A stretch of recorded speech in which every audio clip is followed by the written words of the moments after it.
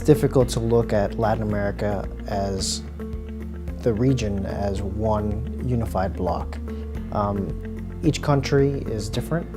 The economies in different countries may be at different points in the economic cycle, and there's different rules and precedent in each country.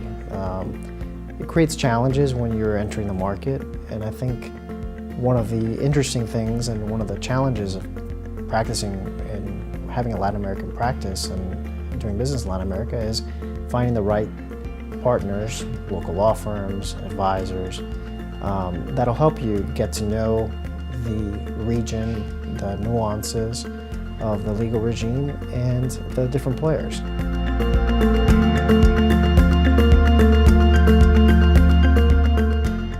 We've seen a huge expansion of cross-border transactions. A lot of entrants that are already in the marketplace, seeing opportunities in additional countries and in new markets, and they're taking the opportunity now to go after those, and really growth, expansion has been their mindset. We've seen that most notably in the financial institution sector.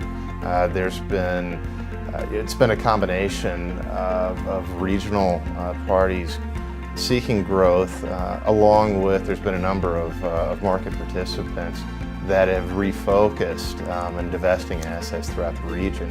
So there's been a great opportunity, for both sellers and buyers, and the marketplace has really responded well to that. And I think that parties are seeing multiple bidders, and driving reasonable pricing, and likewise, buyers are seeing great opportunities to go after and attractive assets to pursue.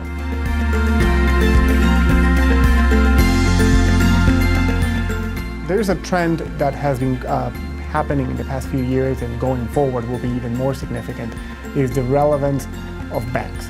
Banking, on the one hand, will always be relevant, has always been. Banks, on the other side, may not be that relevant going forward. And we have worked with many of our clients, position themselves, reinvent their businesses and readapt their practices to adapt to what's happening now. So on the consumer side, we see a lot of consolidation in the region. We've helped several clients acquire banks in other jurisdictions, and also acquiring alternative service providers, technology companies that mobile banking. The growth of mobile penetration in the region is enormous. So that is what our clients are positioning themselves to do. On the wholesale banking or investment banking side, we see also a lot of the advent of enormous amounts of private equity capital. Dry powder right now is at its highest it's ever been. So they are competing a lot with banks in securing those mandates and for the same deals. So we see a lot of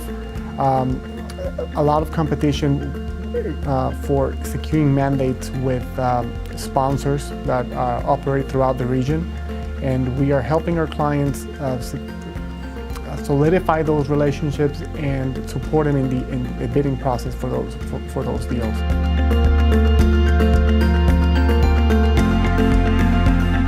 Telecommunications continues to be a very busy area in Latin America, and it has been, frankly, for the last 20 years, and I see it continuing to do that